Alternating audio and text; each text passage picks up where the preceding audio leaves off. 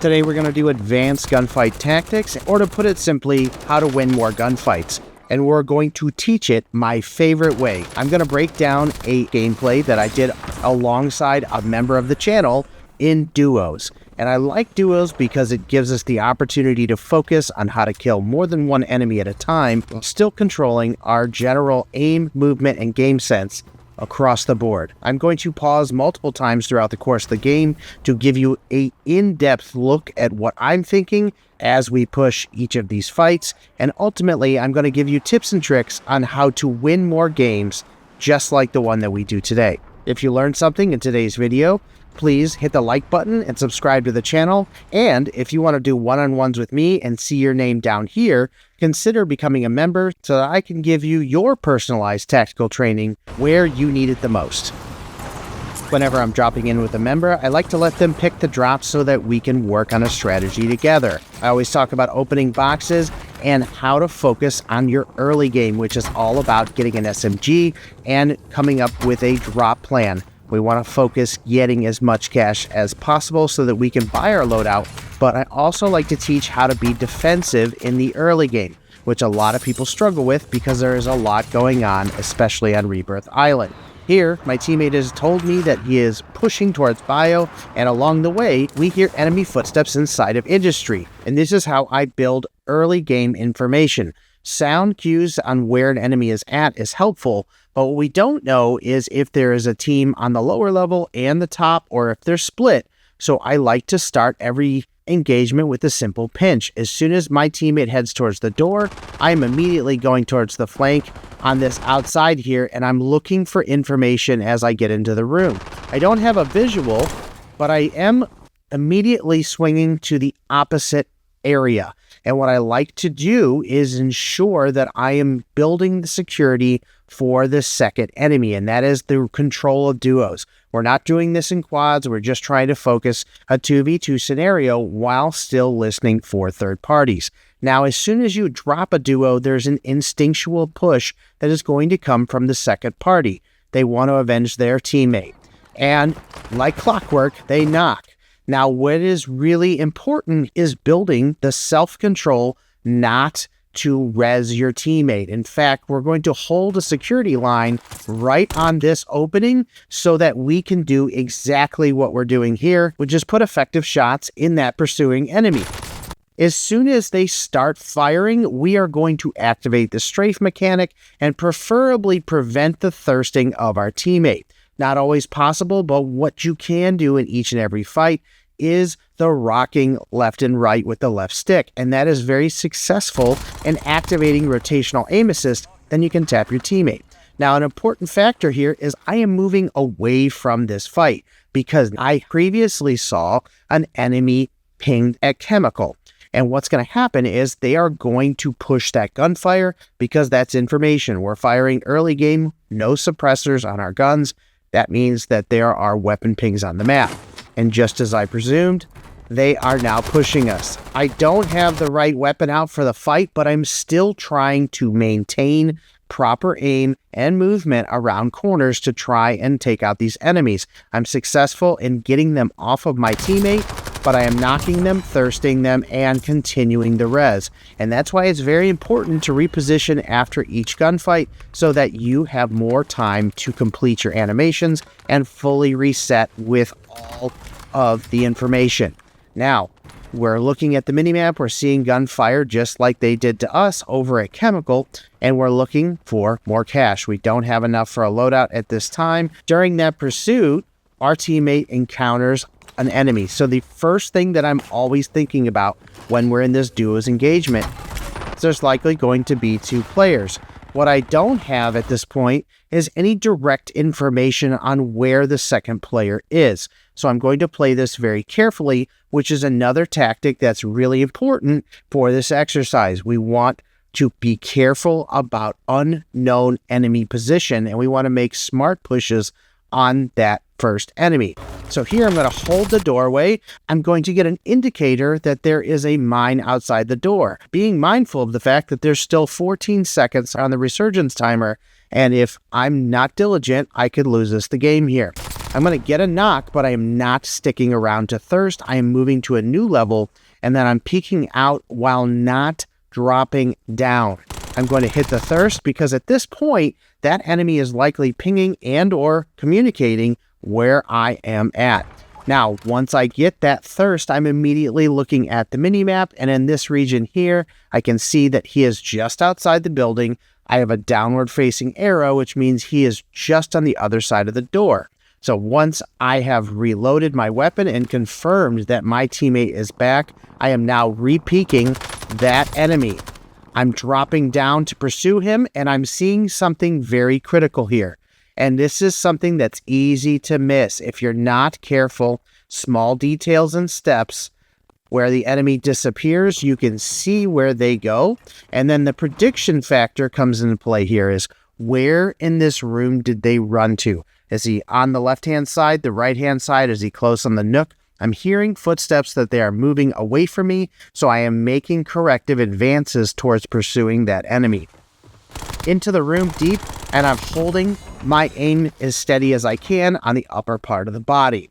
I'm getting a ping over the buy station. I'm not sure if they're going to stop back, and we're going to make sure that they're not down here. Once again, we still don't have enough money for our loadout. I am opening boxes and trying to get as much money, but seeing information of the team over at Chemical. We have fly-in notifications above, and this is where the predictive part of the game really plays strong here. This is not a good push. As you can see on this door, this doorway is the only opening that I can see, and I can clearly see that they're holding the top of the step, and enemy number 2 is somewhere off screen and will likely have complete control over this push.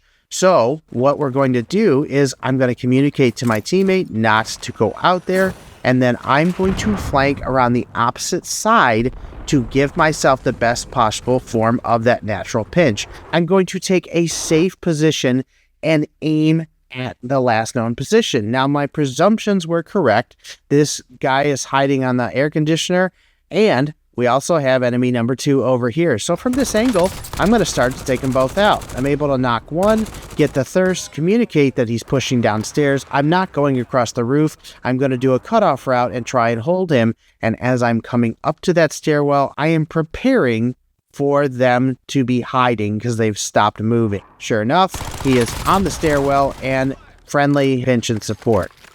Teammate goes up to the roof to take out a fly-in. The communication there is on point, and we are on 6 kills, but we still need a loadout. We don't have enough yet. Now, we have zone crossing in over top of our loadout, and we have multiple vantage points above it. So I decide to push up for information because we also can fight enemies that are trying to get their loadout.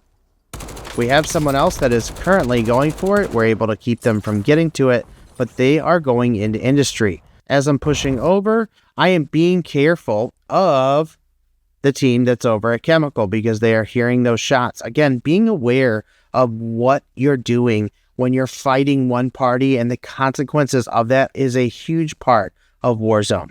Players are going to see those dots from that unsuppressed weapon, and they are going to hold your loadout because it's a free kill. After you get shot at, make sure you're taking the corrective action to get yourself into cover because no loadout is worth dying for. Now we hear footsteps coming through the end of industry, and I have to be mindful of 2 different teams.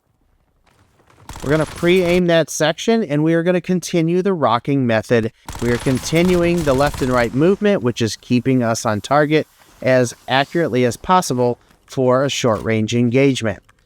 Still have confirmed red dots on Chemical, and I'm going to make a push for this loadout. Once I get the loadout, I'm hearing the gunfire from my teammate. We are down at the bottom here, and I'm not pushing into the tunnel because that's once again another isolated scenario where I don't have control over the information.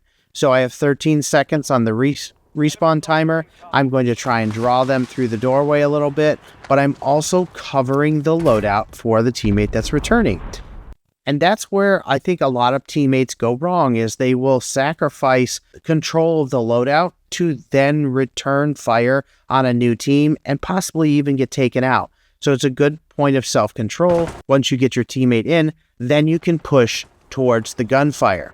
You're still defending and getting kills at the same time. One of the most basic things that I teach subscribers and students on a regular basis is learning to manage your note moment. When you have multiple enemies staring at you, you cannot let the gunfire from one break dictate whether or not you continue the fight. You have to be able to say no, back out of that fight, and get yourself into a new point of entry. We're going to flank our own gunfight here and put more shots on the enemy as they continue to try and get away. What we've accomplished here is funneling those enemies away from our loadout so our teammate can get their guns. Once they have that, then we have to make the decision on which direction we want to go. Circle is closing on us, and we need to split off away from the power position of lighthouse and prison roof and get in zone. The moment they have their loadout, we are backing off of that and moving in zone. We want to take that power position. We don't want to be held.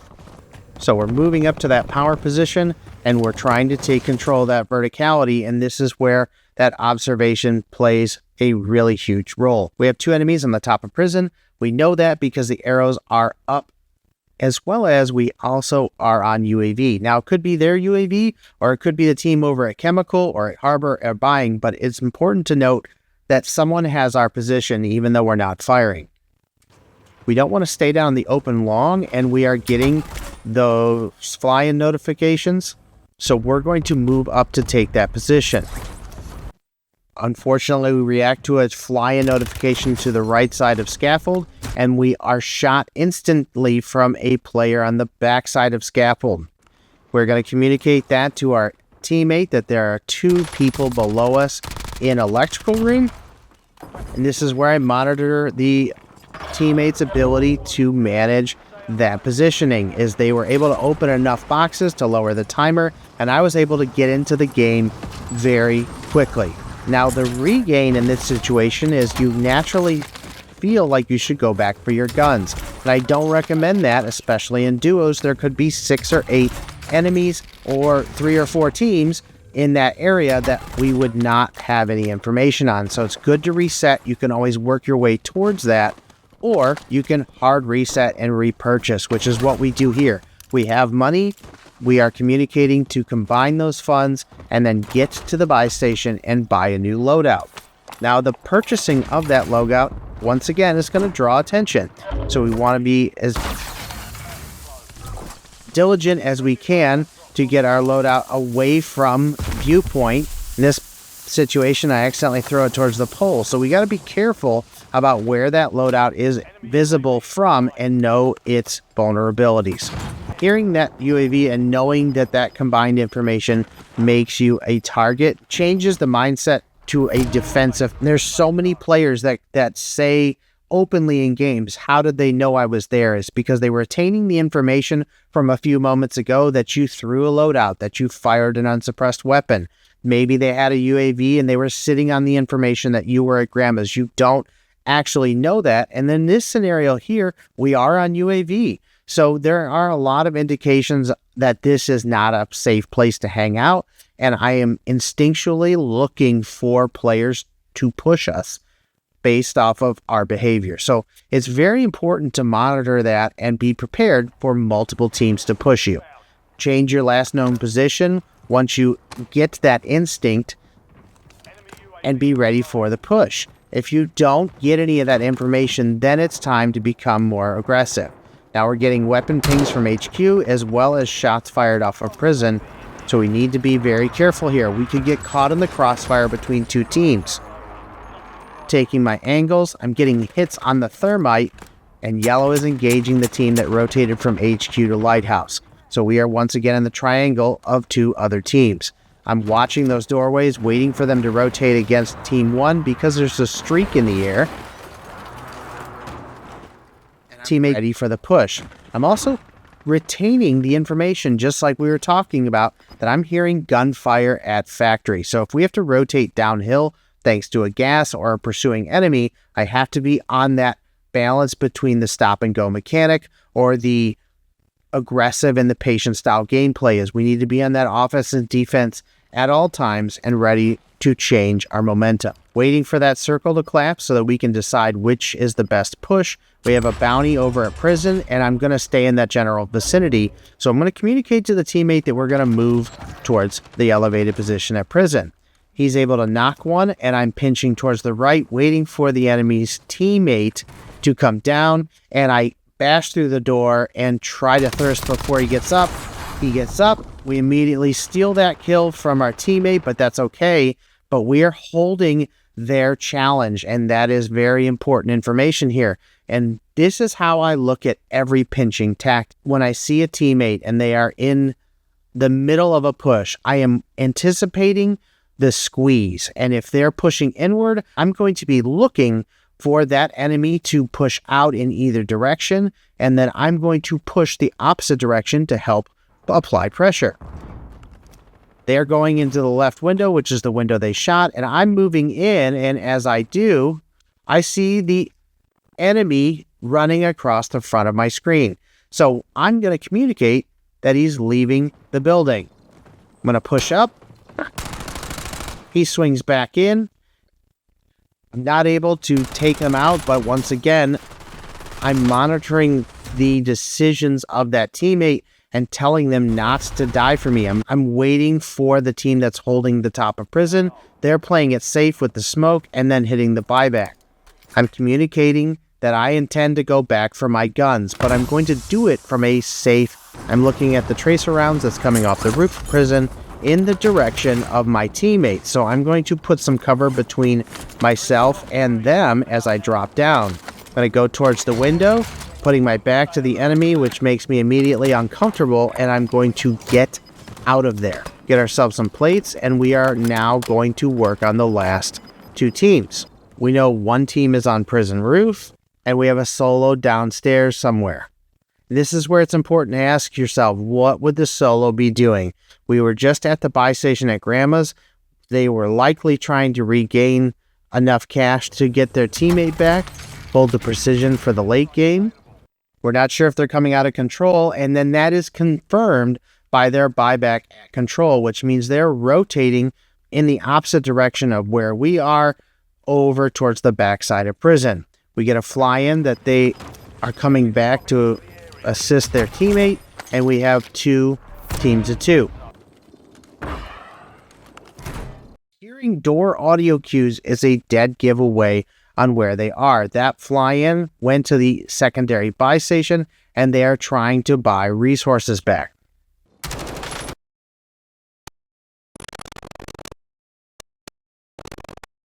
I am pre-aiming that area because the door seemed far away. It's that simple. I'm looking at the farthest distance from where I am that makes sense with the audio cue that I received. I know that the end game, they're going to be holding hands, so I'm going to play it more passively, hit the brake, but here is the important part.